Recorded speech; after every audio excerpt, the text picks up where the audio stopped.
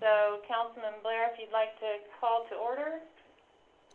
Okay, good morning, everybody. We're back to our strange time again, being on our computer and watching people sleep and wave their hands and all that kind of stuff. So anyhow, welcome. A beautiful Wednesday afternoon in Prescott. Hope everybody is well and stays safe. And I will ask our lovely Carrie to call roll, please. Councilman Blair? Here. Okay, I see Mark Natupsky on Zoom. I see Millie Owens on Zoom. I see Jim Hazelbaker on Zoom, Michael Breen on Zoom, and Sandy Griffiths on Zoom. Sherry Hanna, I believe I see you called in. Can you raise your hand, please?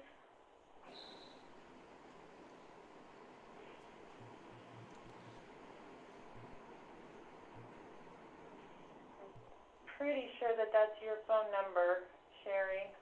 She's a 533, I think.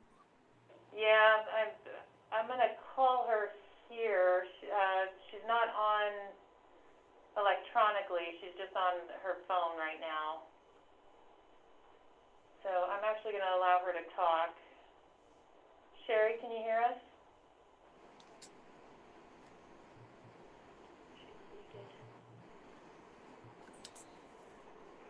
Technical issues. Sherry, I've allowed you to unmute if you can. Okay. Okay, thank you. There you are. Okay, I'm going to mute you again. Thank you for responding. And Jane Orr will be arriving late, so as soon as she pops into our list of attendees, I will mark her in. Okay. Back to you, Councilman. Thank you very much. That was item B, and thank you, Carrie. We'll go to item C. This meeting probably will be rather short, but very interesting. So let's go to the approval of the minutes from November 18th meeting. Would somebody like to make that motion? Can someone raise their hand? All right, Jim Hazelbaker, thank you. Do I have a Sandy second. Sandy second? Thank you. Okay, all those in favor say nothing. Somebody opposed, go ahead and speak now. Raise your hand if you oppose. All right, looks like we are approved. All righty, thank you, Carrie. And we're going to go to our main item, which is infrastructure presentation by Corollo Engineers. I think Richard Humphreys is here. And Craig, why don't you set that up for us? Or Gwen? Yes, we have Richard Humphreys from Corollo Engineering with us. Corollo has worked with the city for a number of years and has performed our water and wastewater models. A couple times we did the initials, and then we've updated twice since that over the last 15 years. So Richard has intimate knowledge and experience with our system. So it fell right into place when we asked him to work on this project for us. And so he has a presentation looking at all of the unsewered areas. So with that, we'll get Richard up on the screen with his presentation and let him take over. Okay, thank you, Craig. Are you able to share your screen, Richard? Yes, I can share my screen here.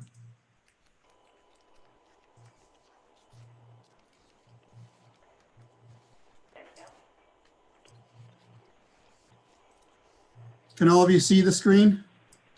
I sure can. Okay. Appreciate the opportunity to come and share with you the results of the engineering study that we've been doing for the unsewered areas. As Craig mentioned, we've worked with the city on the wastewater side for master planning since about 2006 or 2007. So the work we have done here uses a lot of the information that we have used over the years on these other studies applied to this particular issue in the unsewered areas.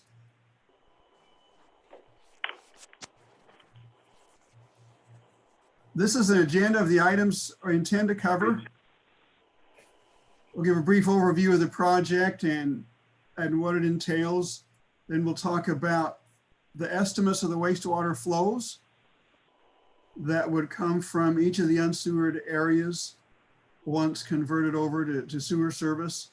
We'll talk about capital improvement projects and what would be required to serve each of the unsewered areas. We'll also talk about the infrastructure downstream from the unsewered areas where it may be required, and then we'll summarize all that information.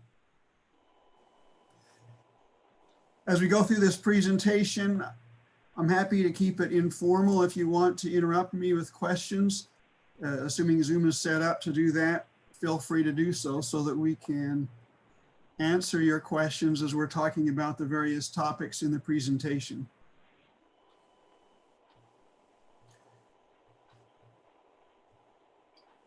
So in the city of Prescott, there are a number of unsewered areas. This map here shows the major unsewered areas. There are 12 of them that receive water service but don't receive wastewater service. And so much of our work has been looking at each of these areas, trying to determine the wastewater flows and the infrastructure that would be required. And all of the costs and everything else are organized primarily by these different areas. So let's talk about the wastewater flows that would come from each of the areas. The city provided us with this map showing the property parcels in red that have water service but don't have sewer service. Can we enlarge that map? Yes, let me just.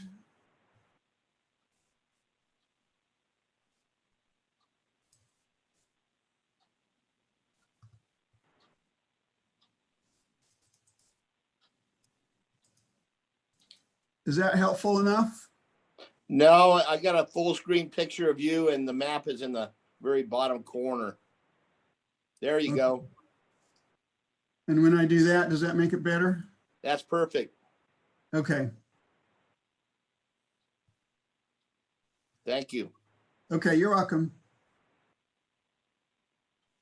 So we focused on the 12 areas that I mentioned in an earlier slide. However, we also did a count of some of the scattered areas with septic tanks throughout the city as well, just so we have an account for that.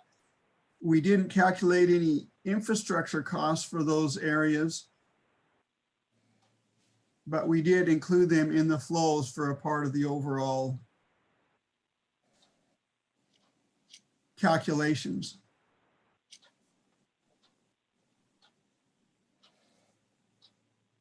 Wastewater flows are tied very closely to the number of people that live in an area. So we counted up the parcels in each of the areas.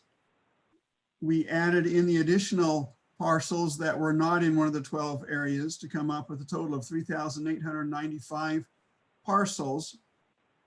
The city average population per residential home is 2.11, and so we applied that multiplier to estimate the population in each of those areas. And then we use that as the basis for calculating the flows. The city has good records and information to estimate how much wastewater then comes from each area, from each residence on average. And so using the population, we then calculated an average daily wastewater flow for each of the areas. From that wastewater flow, that also gives us the information to estimate what the reclaimed water flow rate would be. The reclaimed water flow is less than the wastewater flow by a percentage because of the water that is lost in the wastewater treatment process. But we also took a little bit more conservative approach in estimating the reclaimed water flow, because whereas on the wastewater side, we want to make sure that we have infrastructure size large enough. When we get to the reclaimed water side, we don't want to overestimate the amount of reclaimed water flow that might be available to augment the water resources that the city has. So then we estimated a reclaimed water volume of 405.7 acre feet per year if all of these areas were to convert to the city's sewer system. Now, I'll also point out that there are still undeveloped property parcels in each of the unsewered areas, and these numbers are based on the assumption that all of those undeveloped parcels ultimately develop and have a house on them and generate wastewater flow.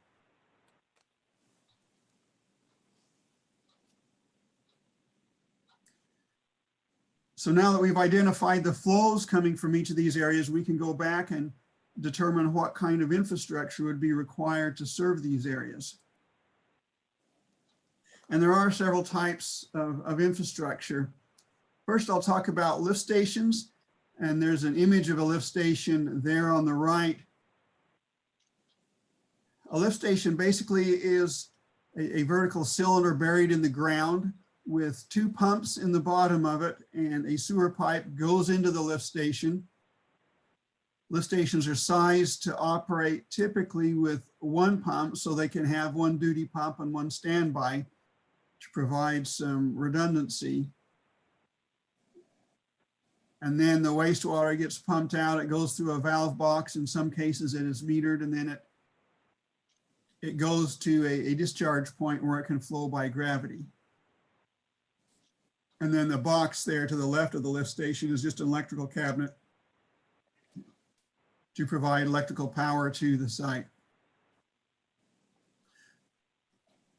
Lift stations can be expensive to operate and maintain. And the city's criteria for us in this study was to try and avoid using lift stations anywhere where there were fewer than 50 different property parcels, to try and at least get a high enough flow to where economies of scale can help offset the cost of a lift station.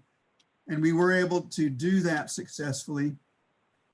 We have to put lift stations in locations where the wastewater can't just flow by gravity. So if we have to pump over a hill or a ridge or something, then often we are required to use a lift station.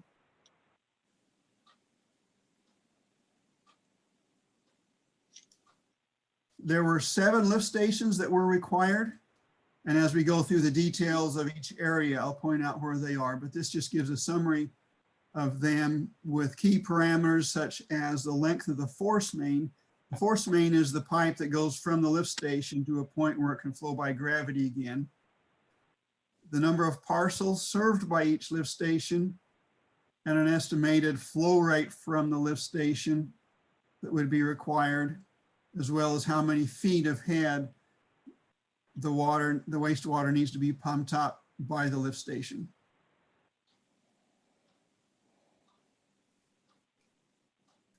There are other areas that would be served by a grinder pump. In some ways, a grinder pump is like a mini lift station, except it is used only for individual homes. And so it is a much smaller device, typically located out in the front yard, and it would pump up. In some cases, if there is a home that is located on the downhill side of a street that has a gravity pipe, then they would just pump up to that pipe. There are other locations where there needs to be a pressurized pipe in the street, and then a number of these grinder pumps would be located at each individual residence to pump water into the pressurized pipe, which then goes up the hill to where it can be served by gravity. And there are areas where it may be possible to serve an area by gravity, but then the pipe has to go up a hill before it can go all the way by gravity to the wastewater treatment plant. And in several cases, we had to put grinder pumps in those locations as well.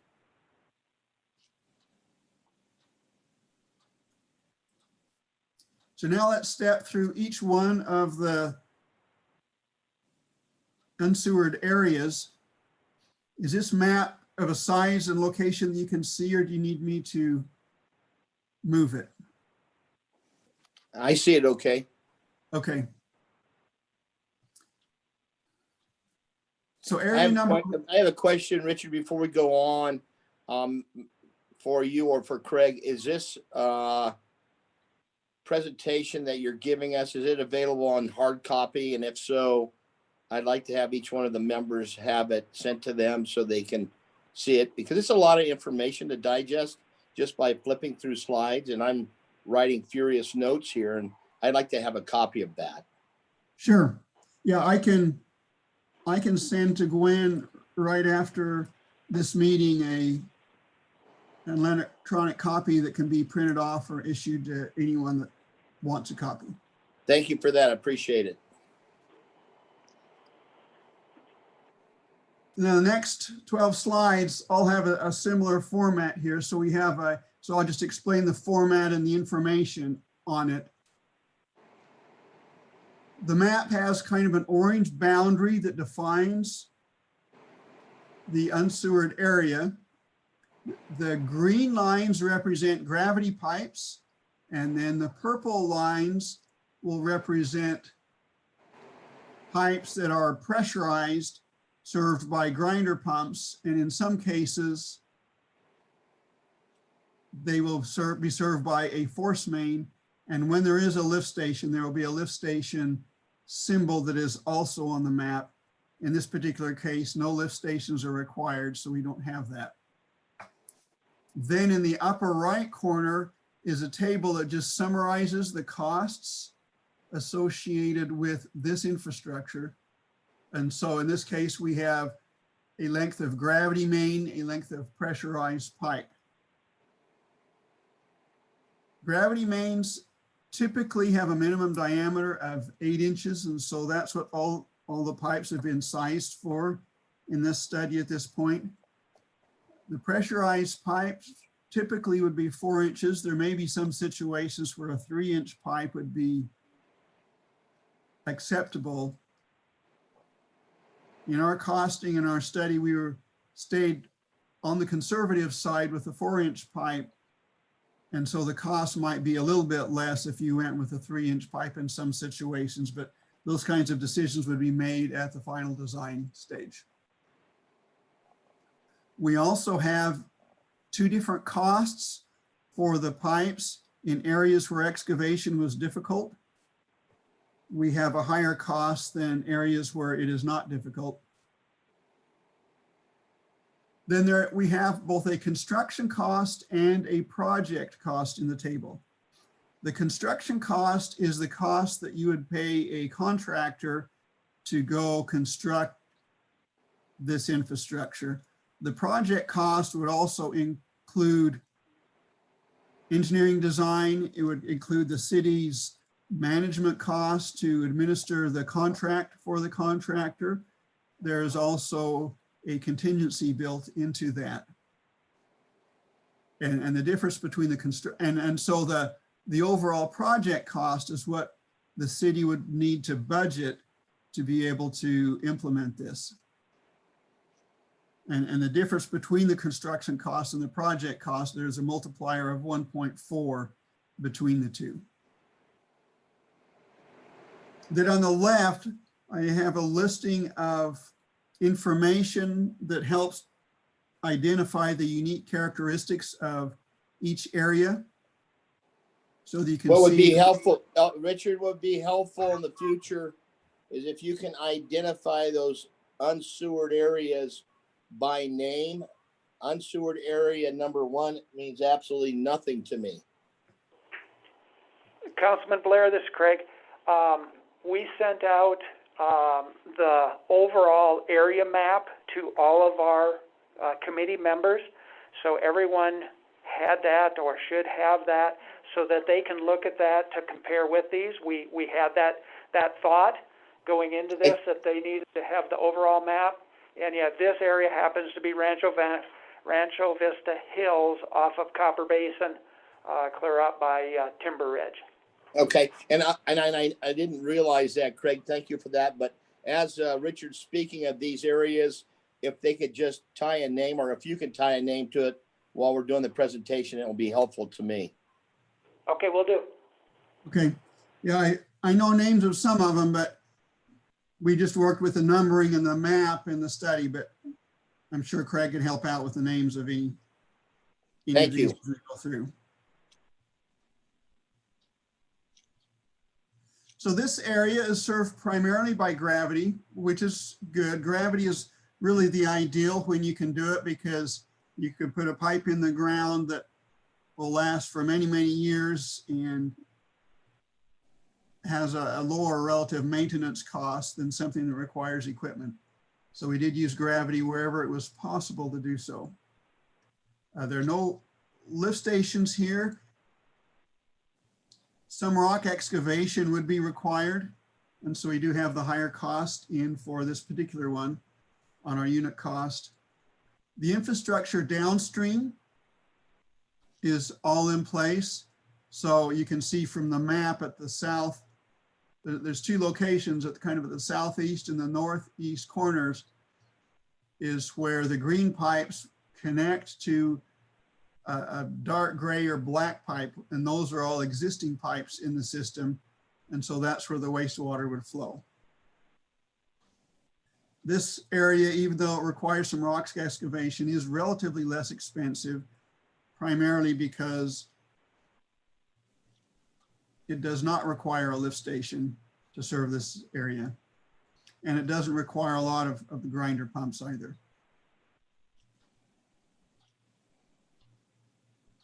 This is Unsewered Area 2, and this is Mountain Club. This is the largest area in terms of, I think, both area and also the number of property parcels that would be served by it. Some of the area can be served by gravity, and other areas do require grinder pumps. And then there is a little bit of a ridge across the center of the area, so we require a lift station.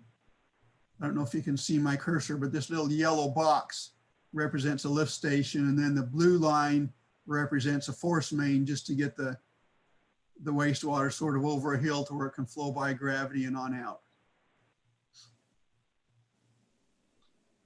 This area also would require some rock excavation, and the downstream pipes are in place.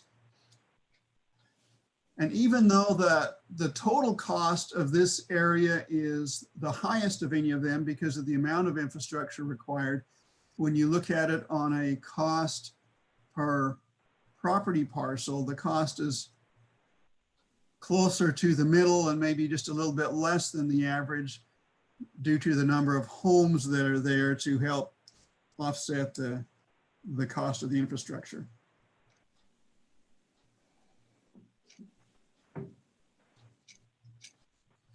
This is Area 3. Craig, I don't know if you have a name for this one. I'm looking. Okay, that's going to be Government Canyon area, Yep. just off of Robinson Drive. Yes, okay. And this area has some unique characteristics to it. You can see down in the lower left area a fair amount of purple pipe that needed to be served by grinder pumps.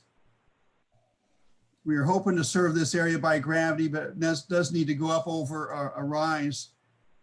And we couldn't do that by gravity, and so we used the grinder pumps instead of a lift station here, just because of the relatively small number of pipes or homes. It goes down to a lift station, which then lifts the wastewater up to another location where it continues to go by gravity. And then it requires another lift station to go all the way out to a gravity pipe along Highway 69. This force main in this area is not in place at this time. And so this is one where we deferred to a later time period so that that infrastructure could be put in place. And in this case, as well as in other cases where the infrastructure downstream would be required, we made a simplifying assumption for the purposes of this study where we included the entire cost of that downstream infrastructure in the costs that were presented here.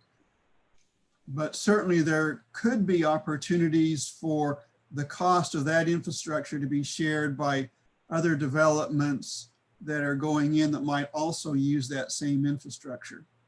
So that could reduce the cost of sewering these areas depending on the location and what other kinds of buy-in you might be able to get. But as a percentage of the overall infrastructure costs, the infrastructure outside of the unsewered areas is smaller relative to the costs inside the sewered areas. This area we believe would require a moderate excavation rather than a lot of hard rock excavation. It is moderately expensive, somewhat in the middle, and has the 2 lift stations.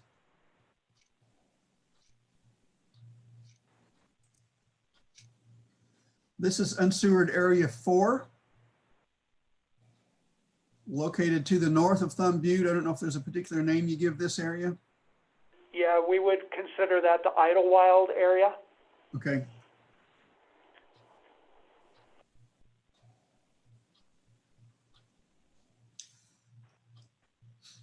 This area is relatively less expensive because it doesn't require lift stations. It can be served by gravity with the exception of 3 areas where a pipe needs to go uphill and so it required some grinder pumps. So this is one that is fairly straightforward. It will have more difficult excavation in this area because it's up against the hills.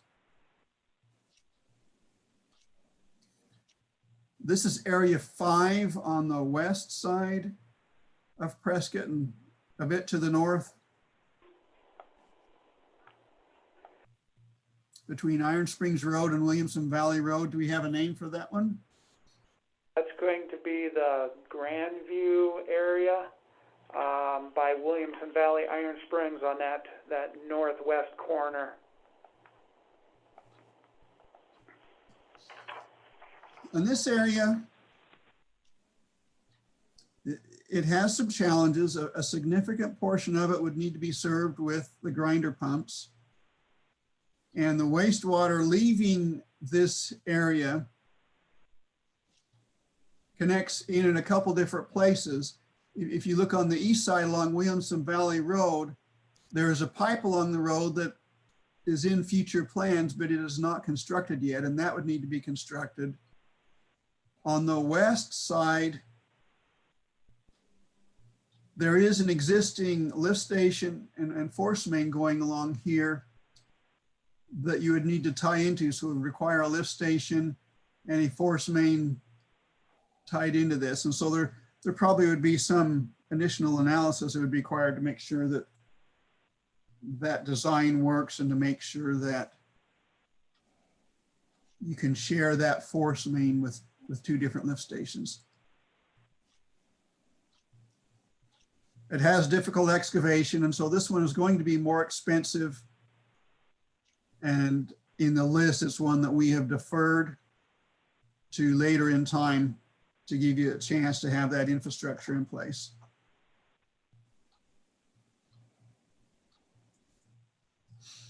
Unsewered Area 6 is just to the east of Area 5. It does share the need for a pipe along Williamson Valley Road for at least part of it.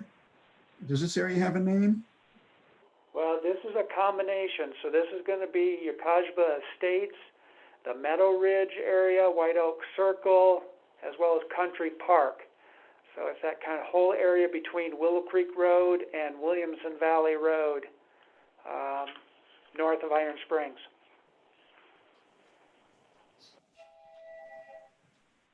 This one doesn't have a lift station.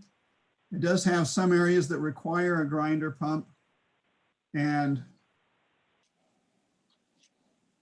it has rock excavation, and because of that and the pipe that needs to be added into the future, this one is going to be a relatively more expensive area to be able to sewer. This one will cost almost $14 million is what our estimate is. Area 7 is just to the east of Area 6, so it's between Willow Creek Road and Smoke Tree Lane. Is there a name for this one? This would be North Prescott.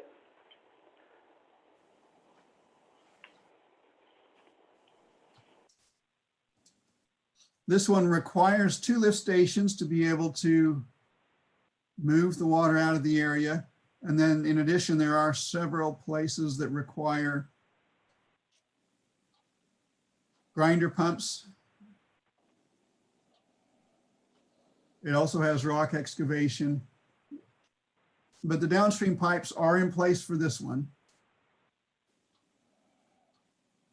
And so this is also one that we had deferred to a later time relative to the others because of the difficulty that is going to be required in sewering this area. Area 8 to the east of Williamson Valley Road, and I can't remember the name of this one. This would be Hokagon. Hokagon, yes.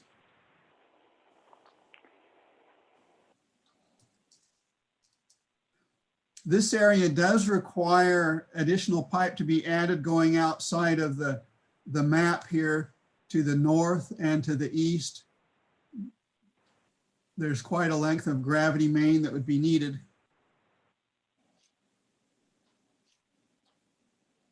And we looked at this area in a couple different ways.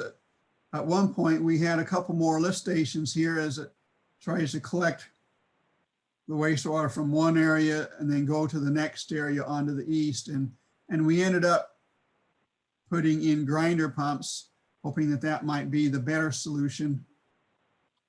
So much of the area is grinder pumps. It does have the area on the east that can flow by gravity to a lift station and then on out. This one is also relatively more expensive, but not as expensive as areas 5, 6, and 7.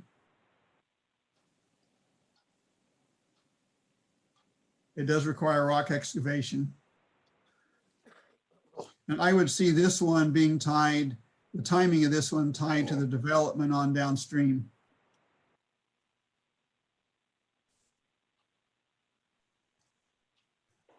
Area 9 is a simple one, fairly straightforward. It can be served by gravity. It has moderate excavation. Downstream pipes are in place. So this one would be relatively easier to do than some of the others. It does have a higher expense on a per parcel basis, primarily because there just aren't very many parcels that get a benefit from being sewered. This is the Pleasant Valley Jack Drive area.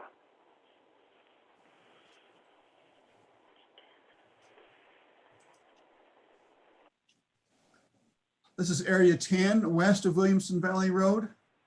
And what's its name? Well, now I got to go back on the other one because this is Hokagon.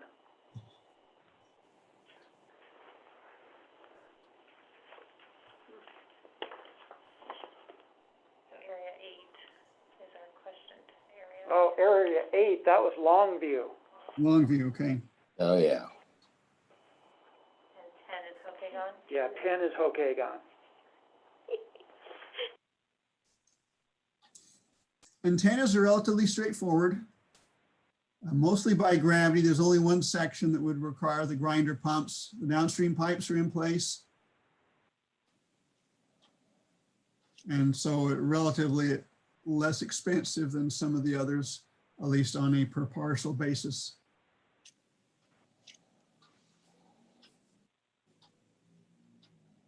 Area 11 is right by the airport. And I don't know if this has a name other than just airport, Craig? The golf course and the subdivision is Antelope Hills.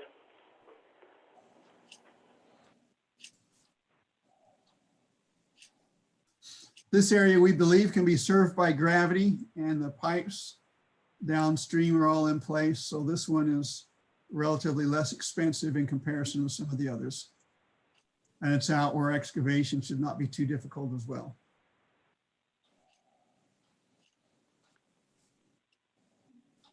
And the last one, Unsewered Area 12, is just off the Senator Highway and south of Hazley Road. Is there a name for this one? The streets up there are Juniper and Karen that Wow. are just on the outer reaches of city limits. We looked at serving this area in a couple different ways because you've got gravity sewer pipes in place on the east side and excuse me, on the west side and to the northwest a little bit, but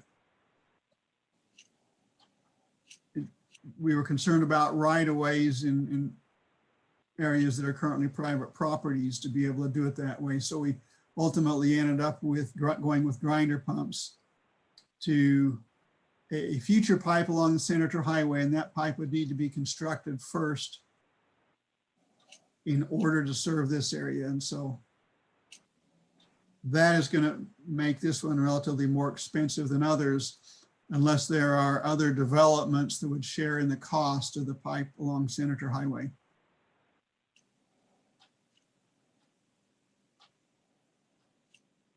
So those are each of this unsewered areas and the difficulties associated with each one of them. We also needed to look at the cost of infrastructure and also the capacity of the pipes downstream to make sure that the downstream pipes where they exist were large enough. And this table here shows the cost for each of those areas. So for area 3, there's about $800,000 of additional pipes. Area 5 required gravity and pressurized pipe and a lift station. So you're at 2.3 million. Plus 5 and 6 together share one main for another over 9 million. 8 requires quite a bit of gravity main that could be shared with other developments for 2.4 million, and then 12 required the gravity main. So all in all, there's about $7 million of infrastructure outside of those defined unsewered areas that would be required to be paid for.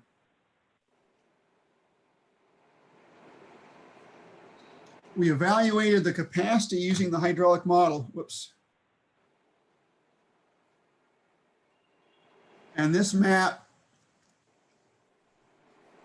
shows results of the hydraulic model simulation where the pipes that are primarily green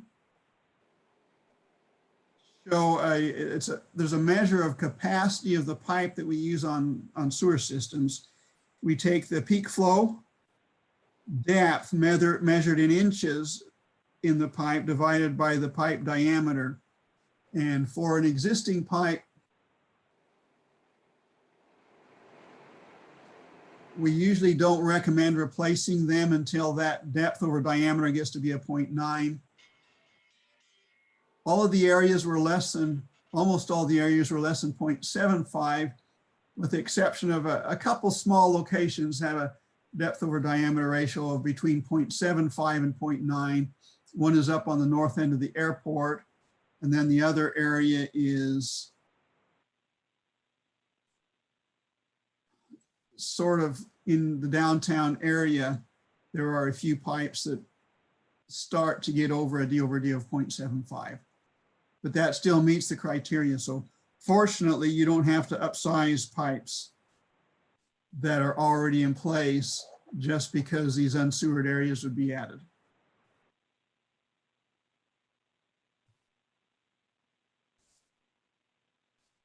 So now let's look at a summary of all the different information and how things come together on this. This table has a lot of information in it that shows the cost, the difficulties, and so on, and we can just step through that areas, we're showing the unsewered areas 1 through 12, and then what we're calling unsewered area 13 are the scattered parcels not in an area but are not sewered at this point in time. So you can see that the distribution of them. Mountain Club has, number 2 has the largest number of parcels. And you can see the number of lift stations that are required in each area, where that's required. So 2, 3, 5, 7, and 8 all require 1 or 2 lift stations. We've identified the areas that have more difficult excavation, which would be 1, 2, and then 4 through 7. We've listed the number of grinder pumps in each of the areas. And this grinder pump count includes the areas that pump into a pressurized pipe. There could be additional areas where there's a gravity pipe in the street, but the house is located downhill from that, and that would require a grinder pump. And we don't have a count of those. So this number is likely to go higher, but with our current count, there'd be 747 grinder pumps that would be required. And the cost of each grinder pump is roughly $10,000. We've also tallied up the reclaimed water provided to the city at build out, assuming that all the land areas are developed.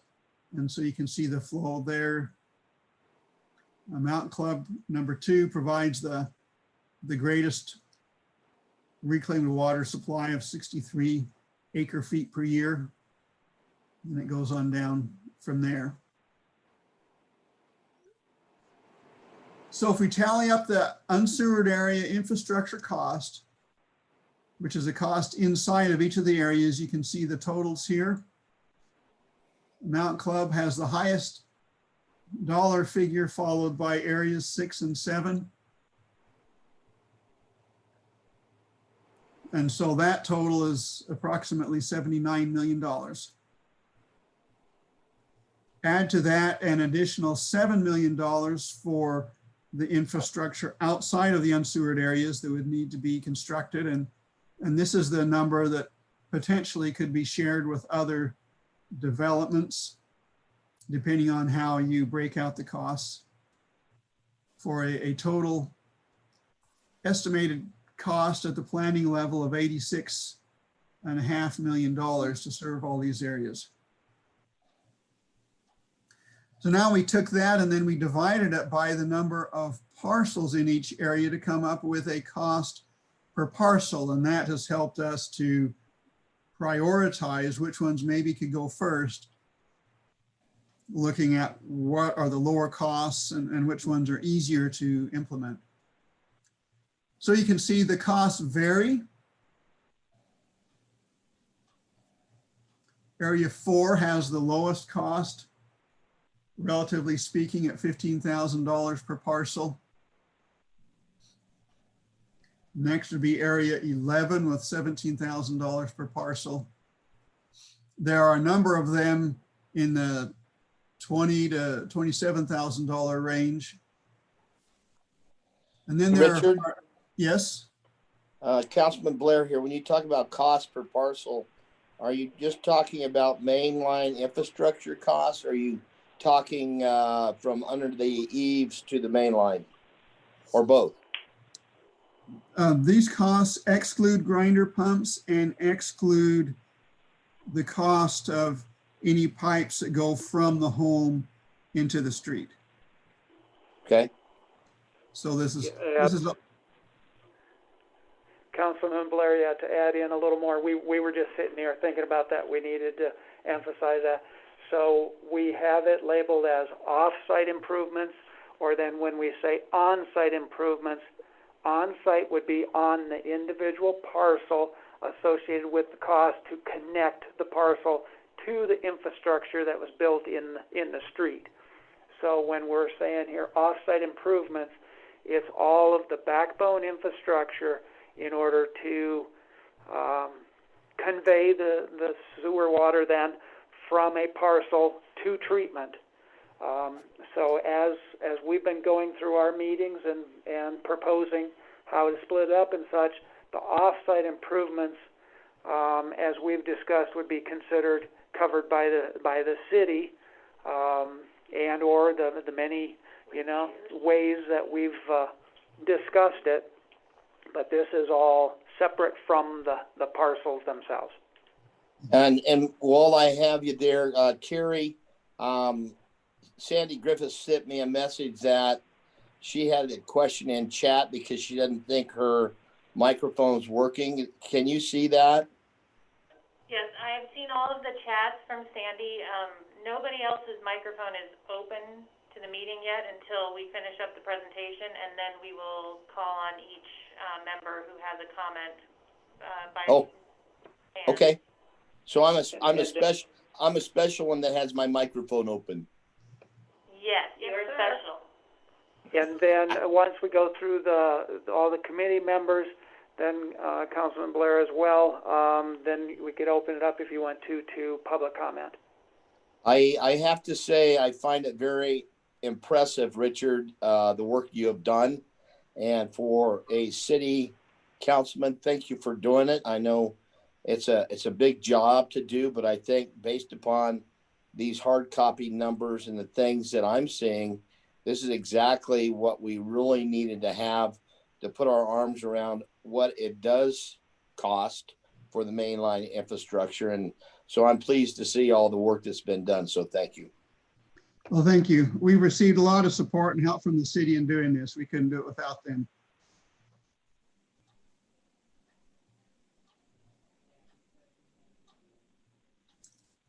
I'll just point out then on this slide, the average cost per parcel is $26,417.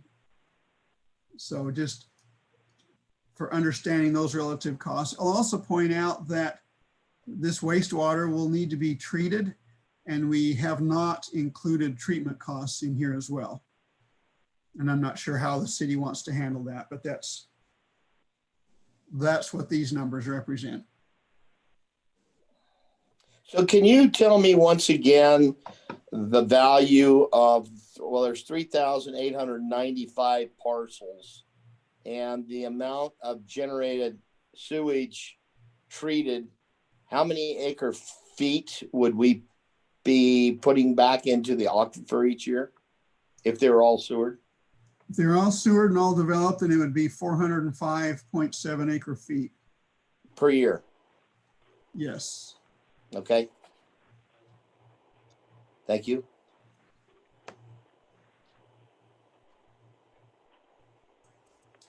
So I have a couple of summary slides here, and then also just a general prioritization that I'll go through. So we have the 3,895 property parcels with roughly 8,000 people, which will generate a wastewater flow of 365 gallons a minute and approximately 406 acre feet per year of reclaimed water that becomes available. The infrastructure required is fairly substantial.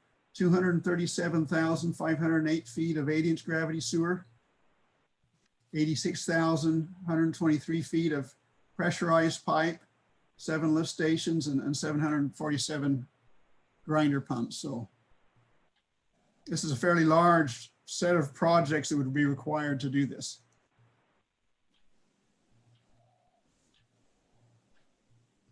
So the costs, $79 million inside of the unsewered areas, $7.2 million for offsite outside of the unsewered areas, for a total of $86,588,000. Then we prioritized the order that may be reasonable for the city to proceed in this based on the cost per parcel and the relative simplicity or difficulty of doing that construction work. So unsewered areas 1, 4, 10, and 11 would be the easiest ones to implement. And therefore, maybe those are the ones you would want to try first. That'll give you 995 total parcels. Then those with moderate difficulty would be 2, 3, 8, and 9, which will give you 1,224 total parcels sewered. And then the most difficult ones, or the most expensive ones, would be 5, 6, 7, and 12, which would give you an additional 1,156 total parcels.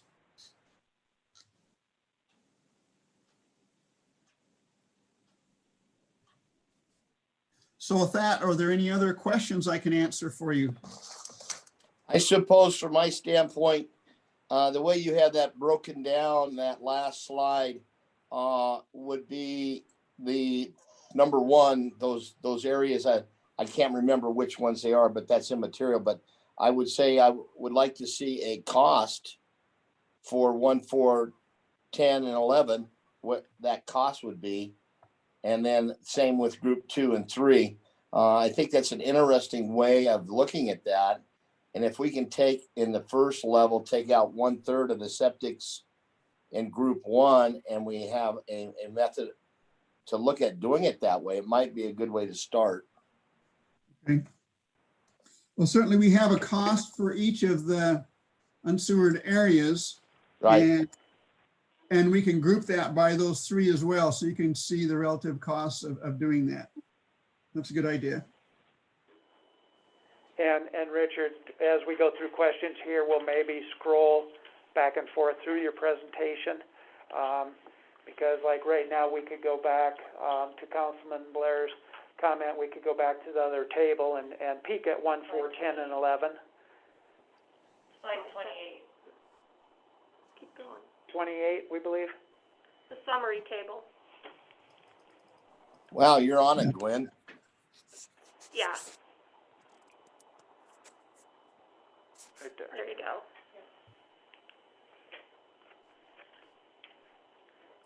Okay, so because I don't have that information in front of me, and shame on me, can you give me that group 1, that table, those areas that we're talking about? Sure. 1, 4, 10, and 11. Let me just add that up really quickly here. Craig or Gwen, what areas is 1, 4, 10, and 11? Area 1 is Rancho Vista Hills off of Copper Basin. Area 4 is Idlewild.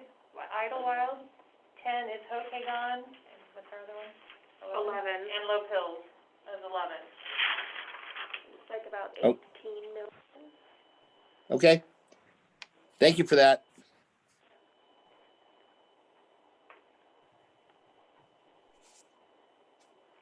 I want to thank staff in all the multiple years that I've been messing with this, which is 19, by the way.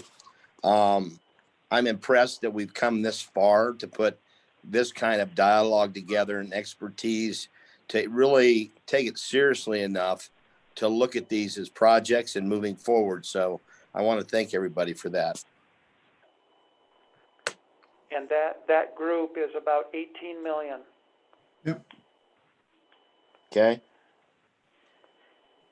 Correct. Does that, I know there's other people that got a lot of questions, but Craig, or maybe Richard or somebody, does that 18 million, does that include the preliminary engineering work? That is project cost estimates. Yes, Okay. that would be correct. All right, thank you. Okay. I'm done for a while. Okay, Councilman Blair, we've had Millie up with her hand for quite a while, so Carrie's going to go there first.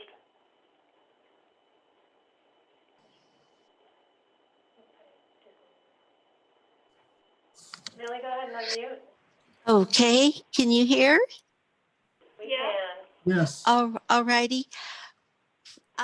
Why would not the city go ahead and propose to do the most complicated areas first to keep the cost down rather than maybe 10 to 20 years with the increase in cost?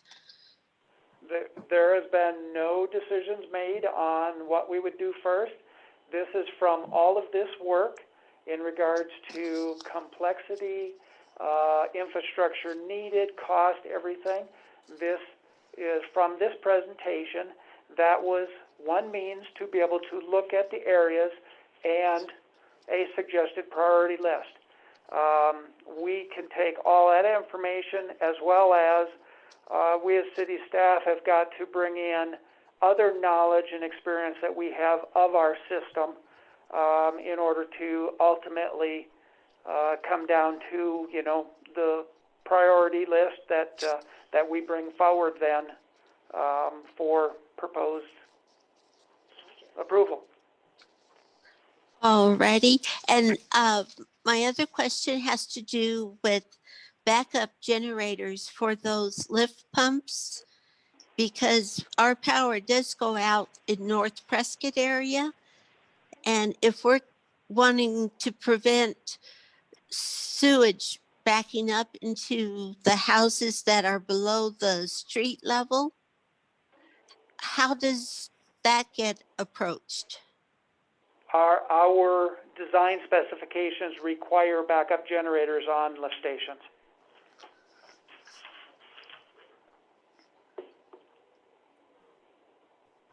And is that Did you get that? included in the cost? Yes, that would be included in the cost.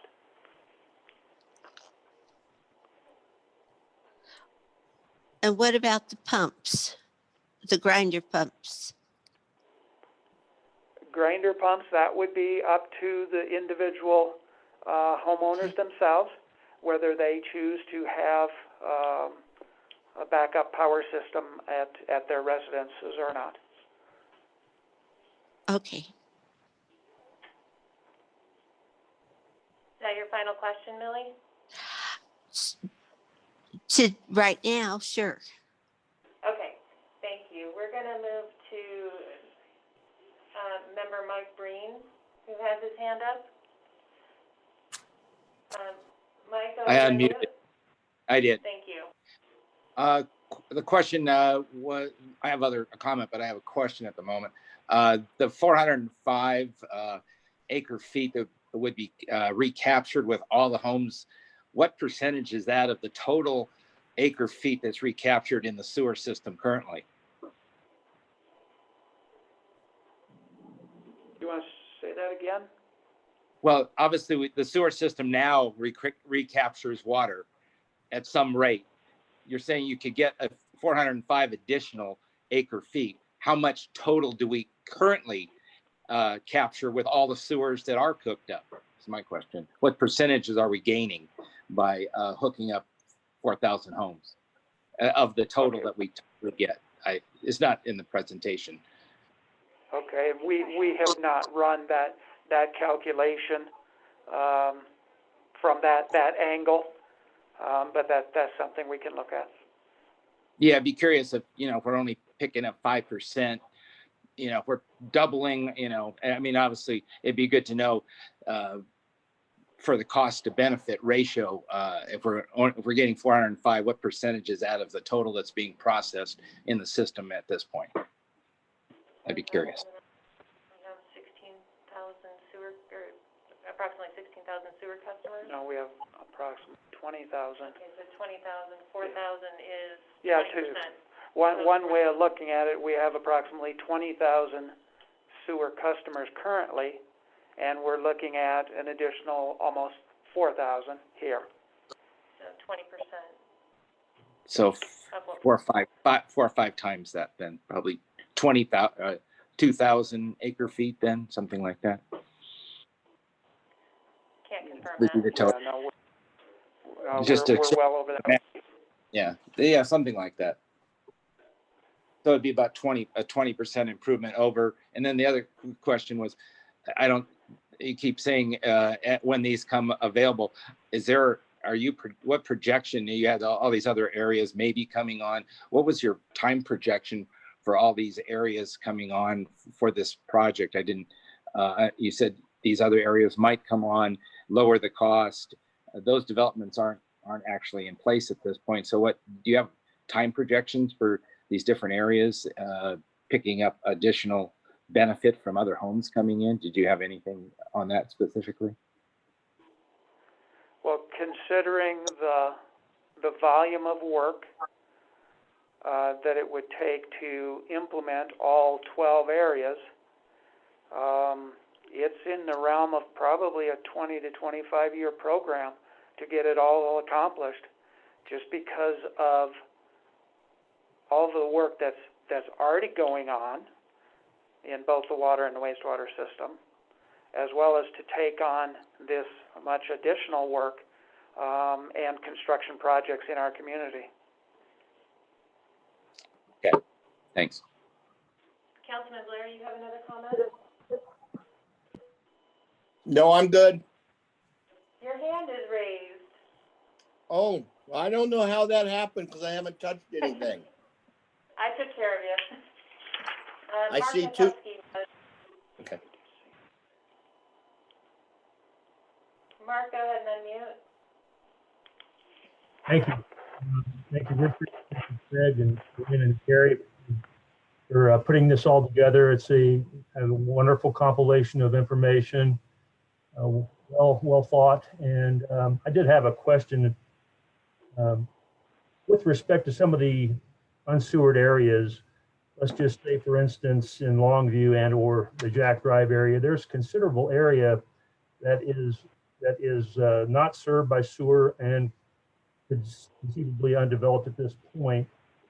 Did the analysis consider, any additional development in these areas, and based on, existing zoning and densities or potential zoning densities that could affect the flow calculations? What we did in our evaluations, we just looked at the property parcels that are platted at this point.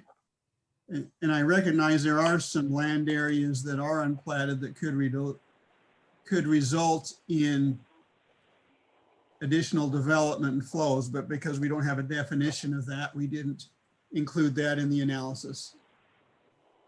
Okay, so that would be one thing that would be an updated exercise as time goes on, and updating the model, if you will, to accommodate and provide for that additional need if it does come about. Right.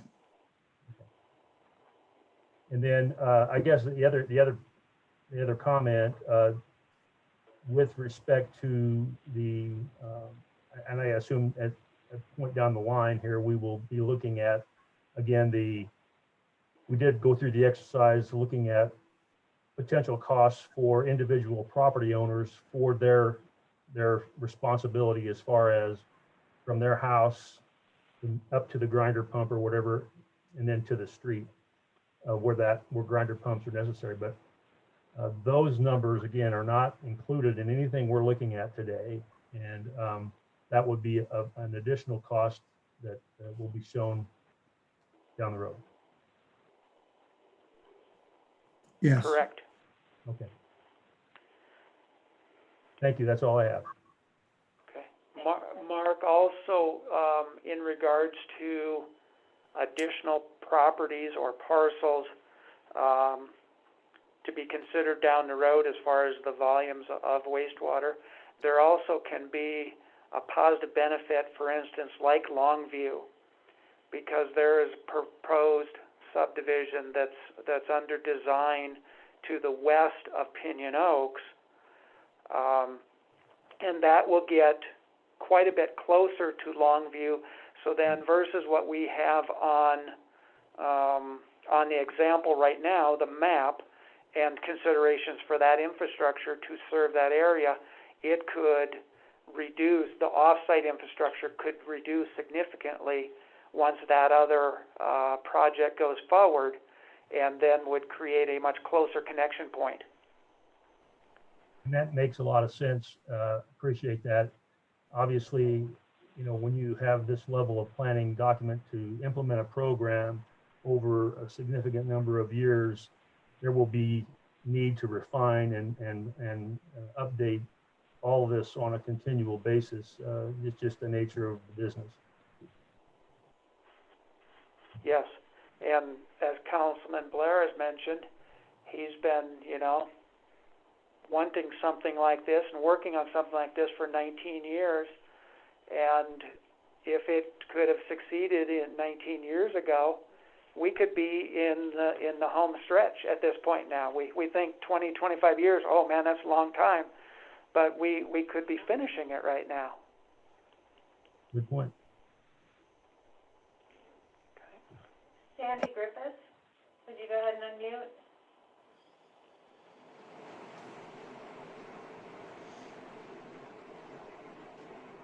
Sandy, did you have questions?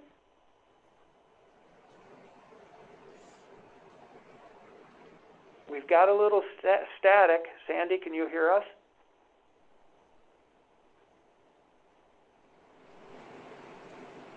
It seems like your microphone is not working. We've just got static from you. I'm going to go ahead and mute you.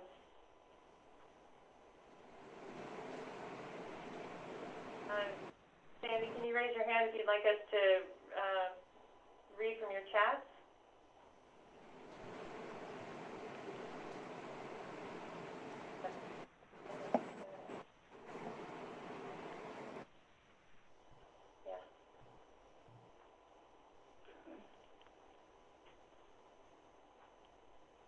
Okay, so we've got a second round of questions from members. Millie, go ahead and unmute. All right. And Councilman Blair, you're muted as well. Okay. How did we jump up to almost 3,900 users from last month's 28? Yep.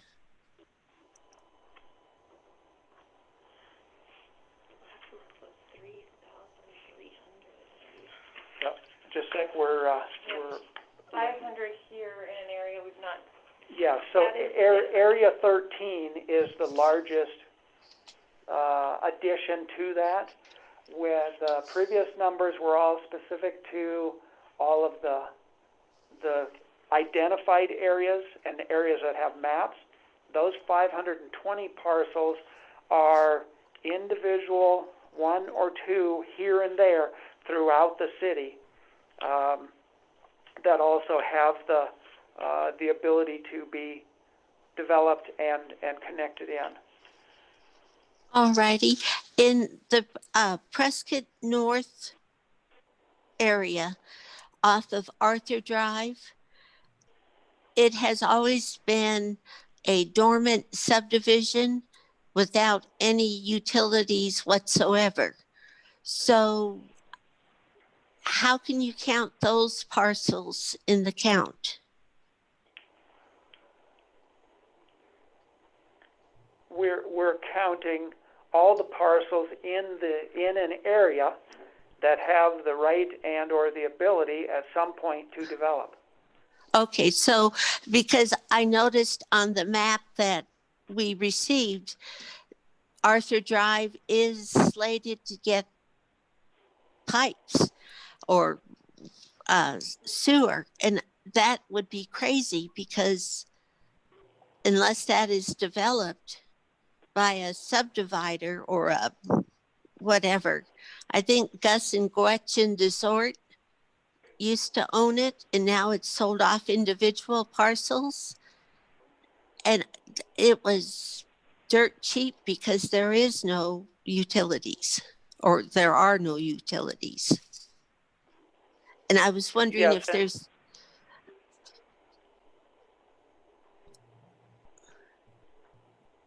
You were wondering if what?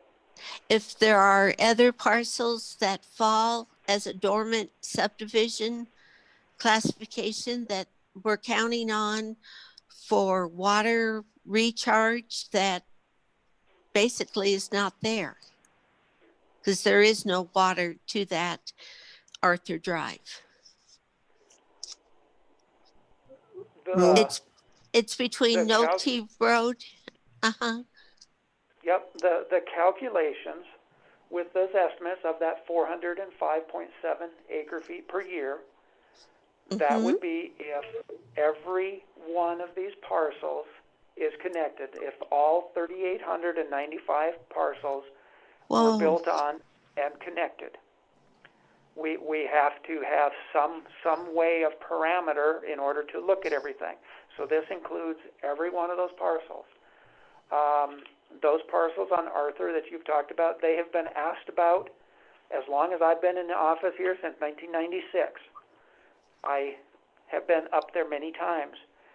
Once sewer and or other utilities are available, like in Nolte, then that will change the ability for people to consider those parcels. But many times over the years, lack of sewer has stopped people from proceeding with consideration of those. Right, but that did not appear to be the case when water was available and electricity.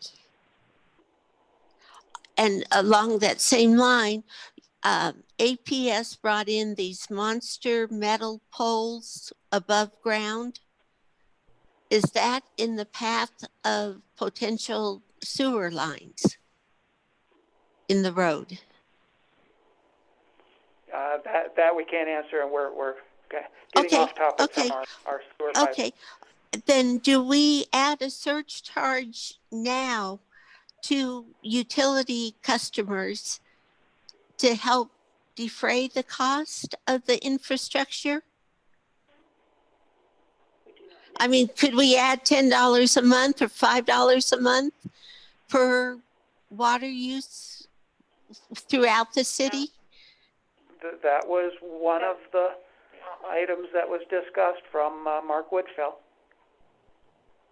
All right. And we will be And doing in a future meeting. okay, and also, could we talk sometimes about accommodating the growth?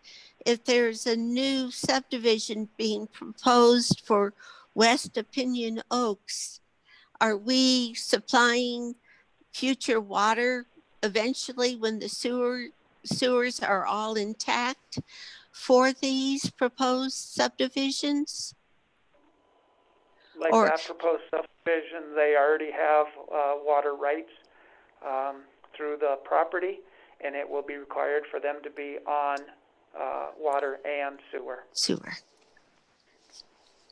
All righty, that helps. Okay. And Mike Breen has additional comments. Go ahead and unmute Mike. Yeah, just back on topic. Obviously we generated a number, $79 million, and I got a postcard about a month or two ago about toilets and septic areas, and that the city sent out so they can send something to all the people that are on septic. I'm curious that we now have a number, and it's a large number, and we couldn't pass a school budget that costs $19 a year per 100,000. Whether we're going to be making an outreach to all these septic owners to let them know that this is being considered. And most people in my HOA, which is Antelope Hills, pretty much unaware of what's going on with all this discussion. And they voted this pretty much down 2008.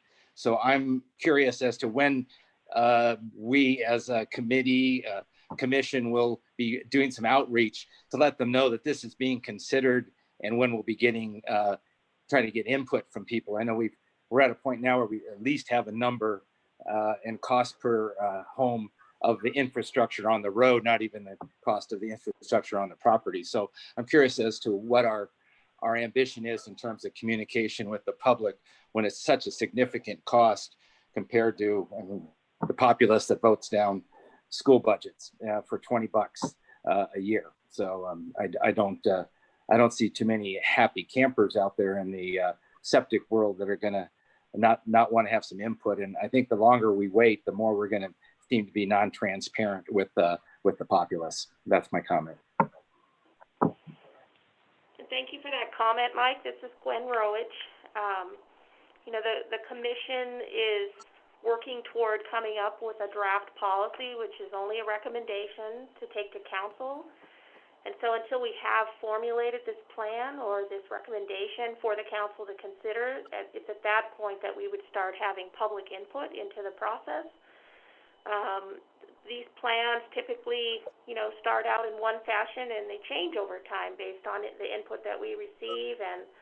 But we have to have some good hard data and information in order to make a recommendation. So that's what we're doing now. That's what the mission of this commission is to weed through all these details and come up with this draft policy so we have a starting point rather than just having sometimes, you know, estimates, conjecture, old data, things like that. So there will definitely be a public input part of this process. We just haven't got to that point yet. Yeah, I'm still live. I don't know. Am I mute still? No, you're live. We can hear you. My comment is that we have people in the community watching this, aware of it. So the discussion is underway. Whether we presented a package or some logical thing, you have a way, when it's such an expensive thing, and there's possibility that not only would they pay that cost plus interest over years, tripling possibly their tax bill or their total bill for city services over time. I think there's a lot of people talking about it, and to not do something, at least tell them that this is under discussion, or say something that we're still getting input. Would you like to give some input, et cetera, et cetera. I think we're kind of ducking out on what could be people who are very upset that this wasn't communicated all along the way, as opposed to waiting till you have a formal proposal. That's just my concern. I know I have residents, number of them contacting me who know about that. I have residents who are watching the Zoom right now that are. Hey, Mike, let me explain. Those people that are upset, this is not a conspiracy theory here. We're working through a process, and we selected you to be on part of this process so you can be part of the sounding board to those neighbors that are asking. Oh, We're not shutting anybody out. They're welcome to listen to all this, but until the city has stepped up and spent a lot of money on Corollo to put these numbers together, we can't just go out and share with them information that we don't have accurate numbers to. So they need to be patient and let us do our work. And once our work is complete, then there'll be ample time for people to share what they think. Councilman Blair, maybe to also add that absolutely we've had people watching, you know, associated with this is our impaired watershed and our impaired water bodies. And we just had that presentation at council on December 8th. And that presentation and the study, the testing that's been done over the years has already shown the improvements associated with the city sewer system where projects have been done. And then it also directly identified that septic systems, even when they are working correctly, do not treat or remove phosphorus. And in that presentation from our consultant, it was given to us that a pound of phosphorus can bloom or spawn 200 pounds of algae in our water bodies. So yes, people definitely have been watching this associated with our water bodies, watersheds, and that this needs to continue moving forward in order to ultimately address those issues that are out there as well. Well, I continue to get phone calls and people saying, you're on city council, what are you doing? Okay, well, we got to start somewhere. And that's what this whole group of people are supposed to be doing. Rather than looking at it as a negative exercise, this should be a very positive exercise of understanding what taking these systems out of production of sewage into septic tanks, the benefits that people will receive at their own homes. Sure, they're going to have to pay a higher cost, but at the end, they're going to end up having the value given back to them on resale of their house or whatever the case may be. I don't want to have it get to the point where the EPA comes down on us like they did Chino Valley and or Prescott Valley, where it's demanded of the property owner to have to hook up based upon the city being put in harm's way with making sure that we have to do this. So I look at this more as a proactive exercise than a reactive exercise. And I hope people out there understand that as a councilman, and I only speak for one, we have to be able to have this pertinent information to take to our city council as a whole and to our city manager to determine what the city of Prescott cost is going to be towards some of these unsewered areas and what the cost for the unsewered area homeowners is going to be. That we have no idea until we're done with this study and until we get an idea from council about how much of our shared expenses that we're going to cover as a community. So I want to just thank everybody for being patient. I mean, this thing, if you want to know what patience is Craig, you being there since 1996 and me being here since 1998, my patience is running thin. Okay, Councilman, now, all right, we have another commissioner, and then we have one resident, public comment as well. You wanna Go ahead. Mark? Mark is unmuted. Yes, okay. Mark, you're unmuted. I just wanted to say, this has been a very public process for 20 years, 20 plus years. In my time with Public Works, we've always taken the public into and publicized meetings and encouraged participation. There has never been anything associated with this program development that has not been public. It's been contentious, I will admit. And there are people that just on account of the dollars that are involved are upset by that. And I understand the cost of infrastructure is high. However, as Councilman Blair pointed out, we do have an obligation to maintain and operate a system that complies with EPA regulations as a city. And so there is a process that we need to follow to go through and do that and to implement this program. And this is just one step in that process. And I do appreciate all the work that everybody has done over the years, many years, to get to this point and to continue that further public discussion. It has always been public. I must emphasize that. Thank you.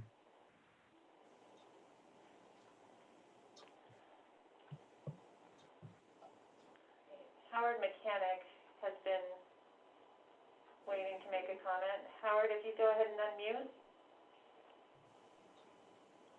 Yes, can you hear me now? Yes, we can. Okay. Sorry. I had one comment regarding the costs, and I certainly appreciate trying to clean up the aquifer, and but we also have to look at the cost, which Mike had talked about, the cost to the individual homeowners.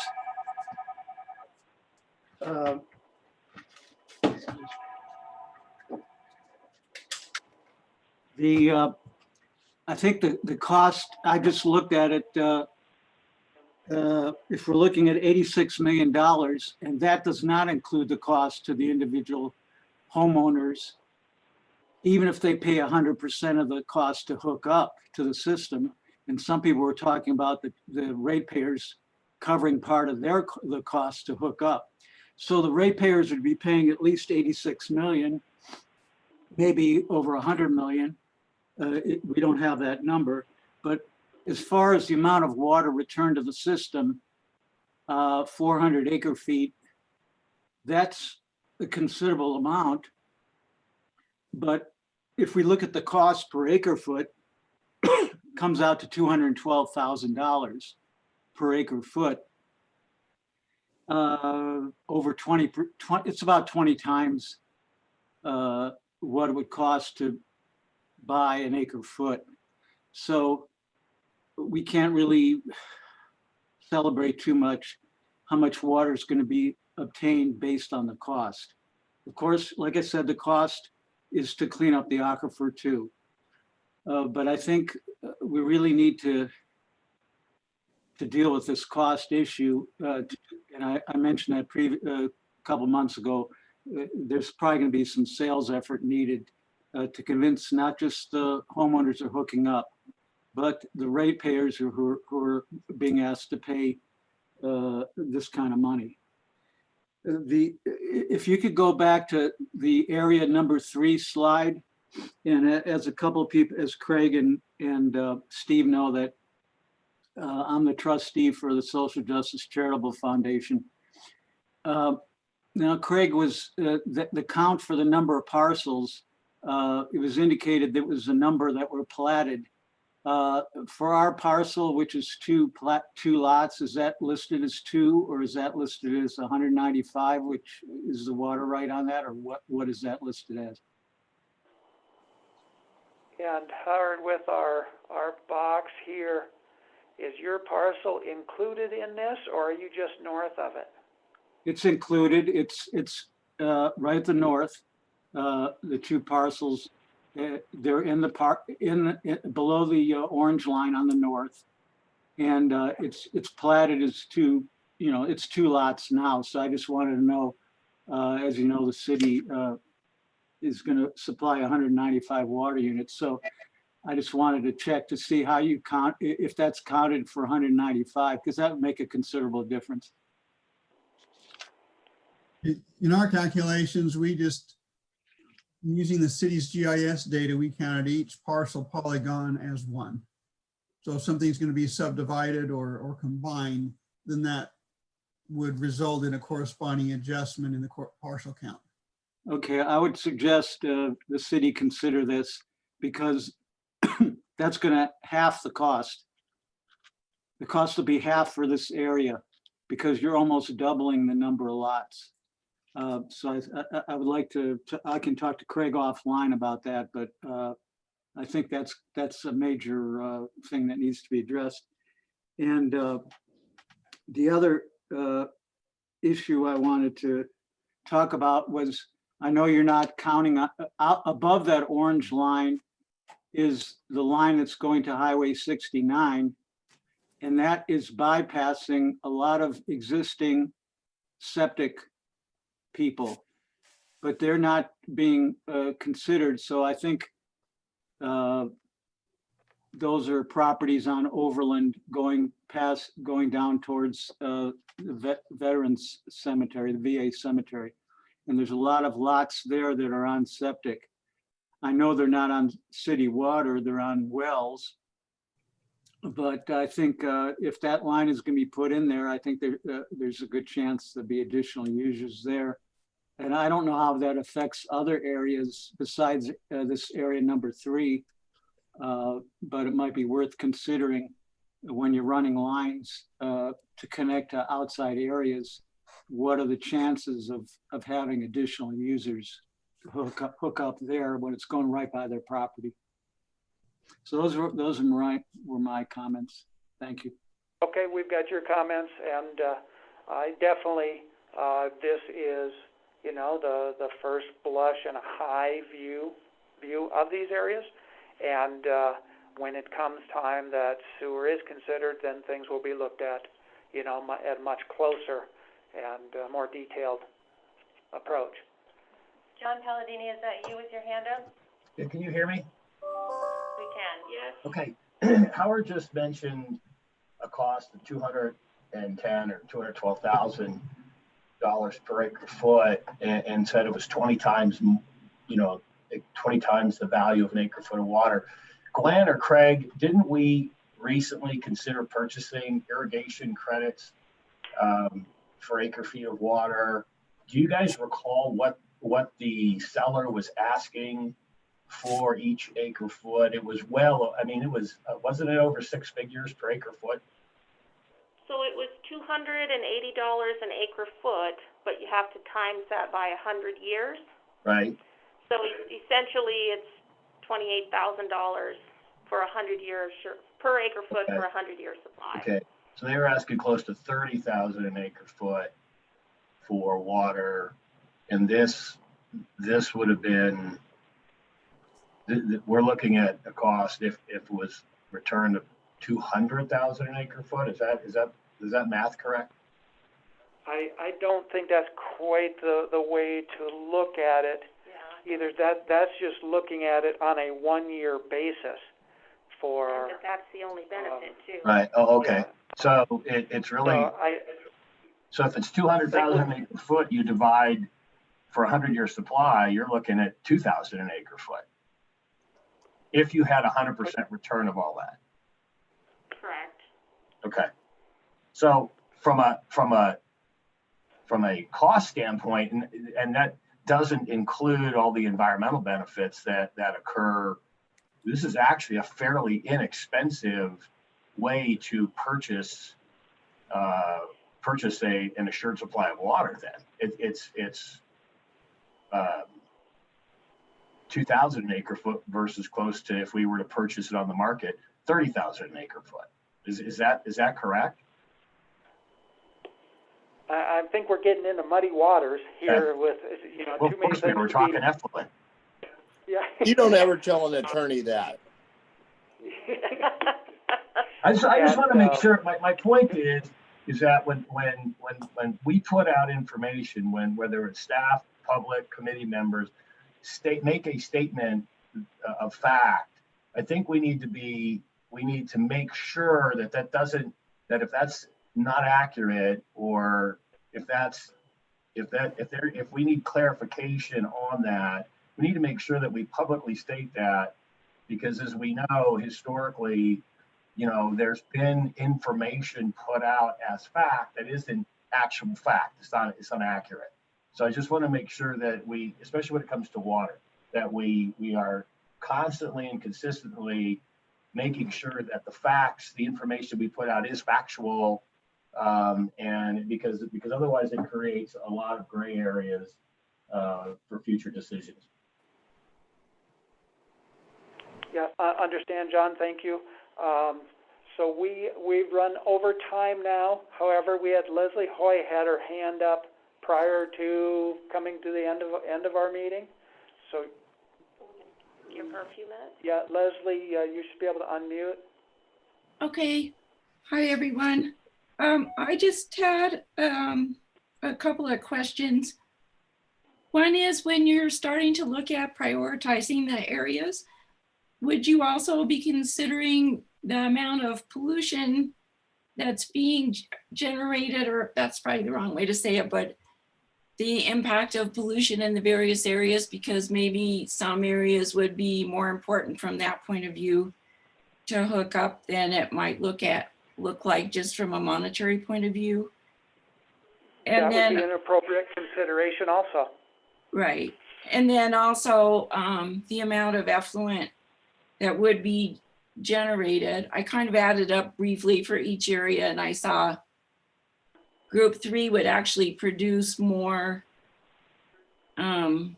effluent. And I mean, I think the areas could be prioritized within the groups, of course, as we go forward. And then I still don't know, I don't know if this has been decided whether the effluent generated would go to permanent recharge, which of course would be my desire. But has that been decided? I would make the comment and jump in here and say, Leslie, this is just us talking as a group. It has not been to council. It has not been decided. My comments to you as only one council person is to recommend that whatever we do here that's coming from the septic tanks goes directly back to the aquifer as permanent recharge. As you well know, based upon our calculations through the AMA and with our water portfolio, we have enough water to provide our citizens to total build out without using this water for extra density. So I would be one lobbying the council to utilize this water as permanent recharge. Wonderful, thank you. Councilman Moore, with that, we're over time. Oh no, I was waiting for lunch. Lunch or a nap, which one? Well, it's lunch, then after lunch is always a nap. Anyhow, I want to thank everybody on the phone once again for staying positively connected to our mission of what we're trying to achieve here. Thank you, Mark Natupsky, for your comments.